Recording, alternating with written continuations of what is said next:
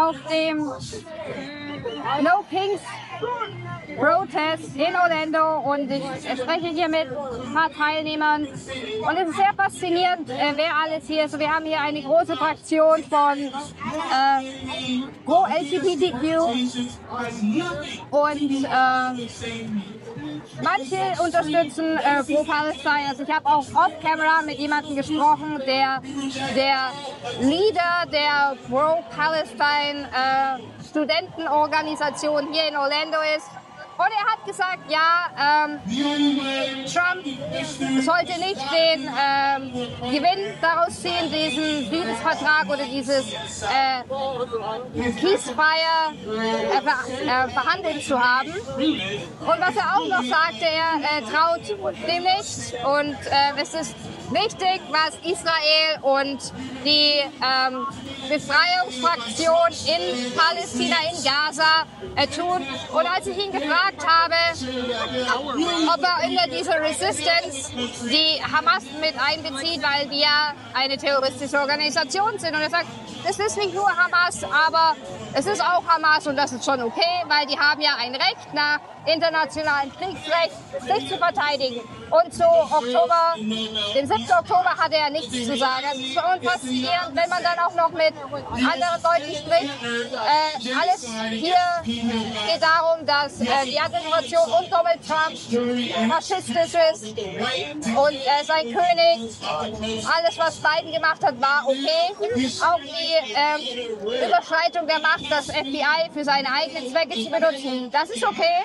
Aber es ist jetzt nicht okay, was ICE macht mit den illegalen Immigranten. Und als ich fragte, ja, ist es denn nicht eine Straftat, ein Land illegal zu betreten? Ja, ja, doch, aber das ist das Problem des Systems, nicht der Person, die illegal kommt. Also es ist faszinierend, wie die Leute hier die Realität nach ihren Wünschen drehen und wenden. Und ja, seid gespannt auf die Insel. Why are you here today?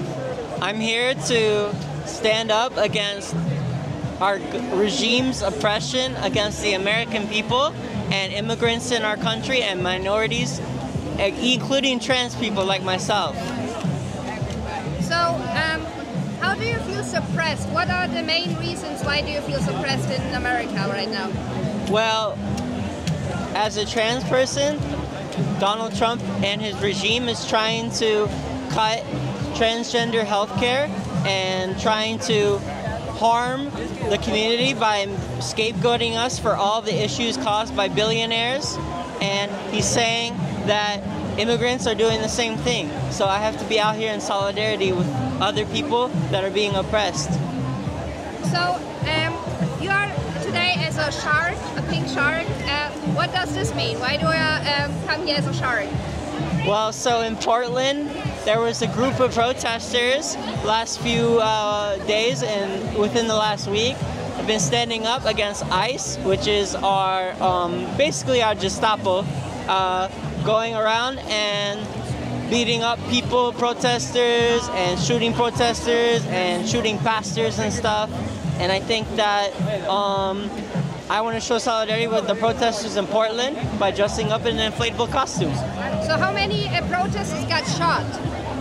There was a pastor, there was a streamer, and there's one protester got rammed her car into, and ICE came out and shot her because they said she was doxing them. And then one other question, because the conservative side or the side from the Trump administration always said that those puberty blockers are very harmful for children. What's your opinion on that?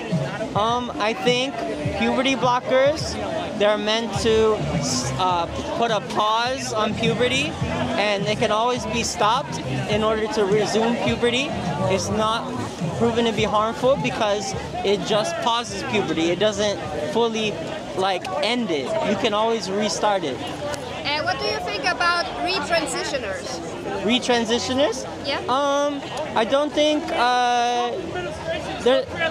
I think it's being overblown. Yes, there is detransitions, but it's not as big as people make it out to be. And I respect them because maybe they figure out something different about their life, and that's okay.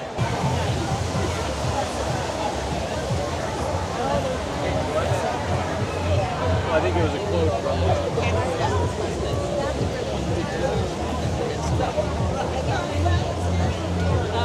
Yes, I think, yeah, that's what I think.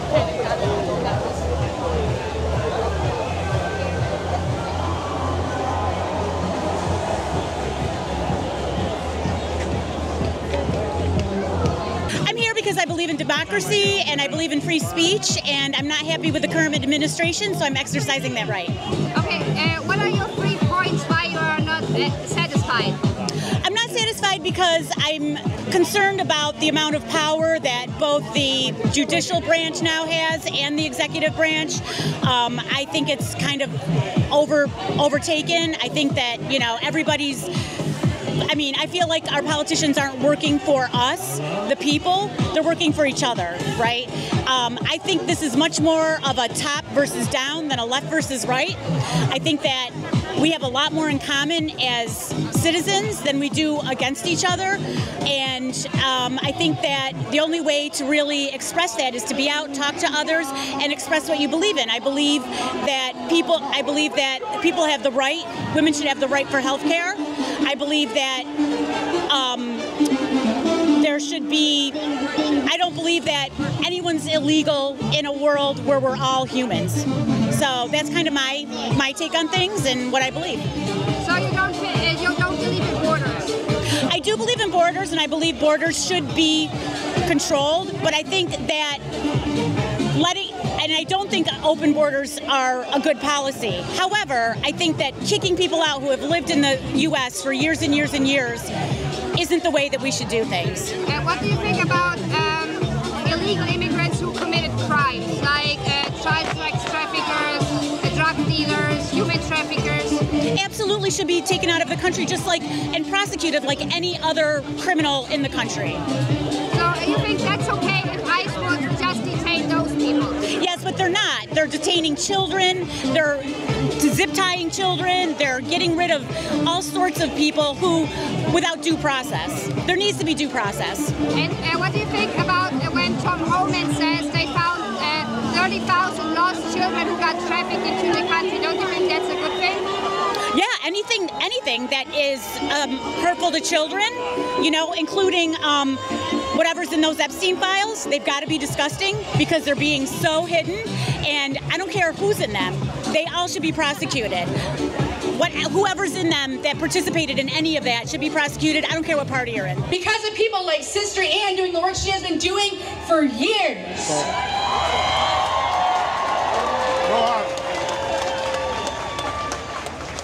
Even before marriage was legalized, Orlando was listed as one of the top 10 cities in the nation that was a safe haven for gay people. And that is all thanks to a lot of the work that Sister Ann has done. Because we don't have kings in the United States. We kicked out the British in 1776, and in 1812, we don't have a monarchy here. And he's acting more like a dictator than a king. But this is not what America is. This is not what we fought for. So you are now a republic since 250 years? At least, yeah. Yeah. So my question is, you never had a king again, and some people would argue that under Biden, he also ruled very like a king. What would you be answering to those people? I think they're in the wrong dimension, because all presidents from Washington up to Biden ruled as presidents, not as kings, not as dictators. So blaming Biden or Obama or George Bush or anyone else is ridiculous. You got to look at what is going on now. Who's in charge of the White House? But what makes Trump more a king than Bush, for example? I never saw Bush set up the National Guard or the military to some of our democratic cities. I never saw military. My friend's from Chicago, and she says when she looks up in the sky, she sees Black Hawk military helicopters. No. So you don't think that gay getting criminal illegals out of the city is a good thing? I do, but you got to make sure you get the right people. If someone is truly criminal, illegal and criminal, remove them. Nobody disagrees with that. What we disagree with is somebody of darker skin, darker color, just being grabbed off. And even when American citizenship is shown and proven, it doesn't matter. So how many times had that happened? More than I can count, that's for sure. In an excellent display of people power, 7B was passed on Tuesday in a 5-2 vote due to the community rally around this issue. And let's be clear, it was not the vote itself that's protected the marginalized communities of Orlando. No, it was the community rallied around the issue. Orlando, why are you joining this protest? Oh, because I'm carrying my Antifa flag that says we have never had a dictator and never had fascists in this country, and I don't want them now.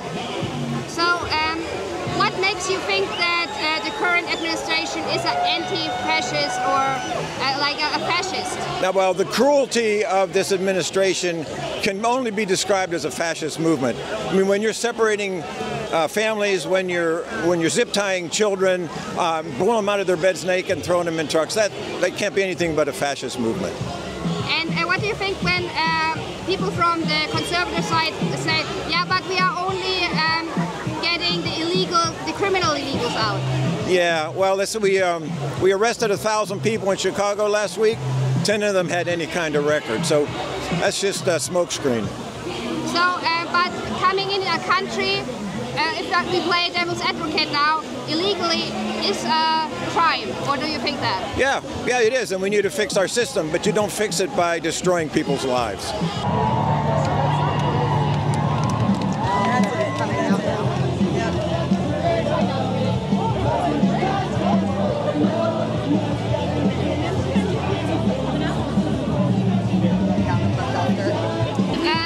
Being from Turning Point USA, how do you feel welcome at this protest? Well, they advertised it as bipartisan and nonpartisan, so I feel very welcome. Although the police have asked us to move, we will not, because city ordinance doesn't demand we do, and moreover, the First Amendment of the Constitution grants us the right to anti-protest. And so we see the big sign which is covering your discussion table. What do you think about that? Fine, doesn't bother me. They have the same rights I do. Provides a little easement so people can't miss us.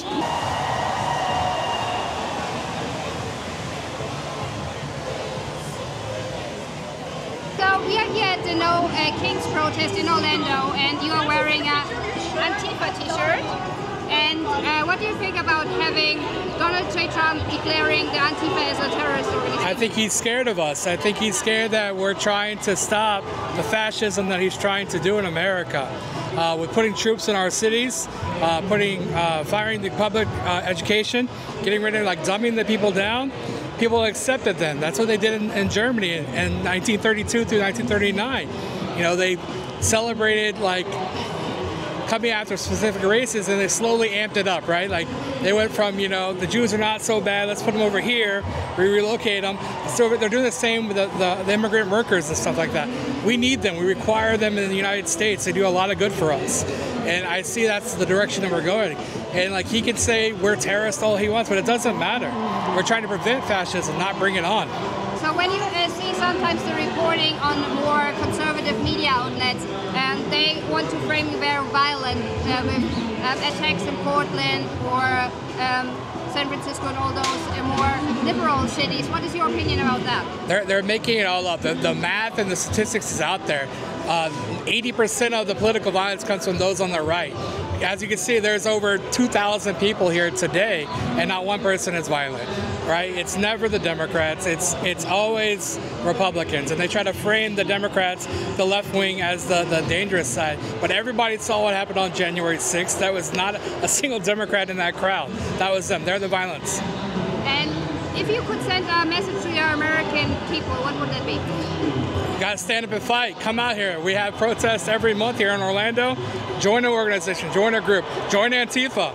We're always accepting new members. There's no Antifa. This is an entirely imaginary organization. There is not an Antifa. Like, I don't even know what Antifa is. There is no group. It's not even like far-right groups like the Proud Boys and Oath Keepers. Compared to right-wing extremists, Antifa-linked violence is rare and limited. It isn't an organization. It is a in many ways mythology. It's not like the Proud Boys or the Oath Keepers, sort of defined terrorist organizations with leadership that leads violence. It's not a highly organized movement. It's a moniker. It's not a unified group like the Proud Boys are. Things like Antifa are things that are thought up. It's all in this guise of going after Antifa, which is nothing. There's no organization called Antifa. Nobody's a member of Antifa because it doesn't exist. They are just declaring into existence something that doesn't exist. There is no Antifa organization, so maybe that's good for social media.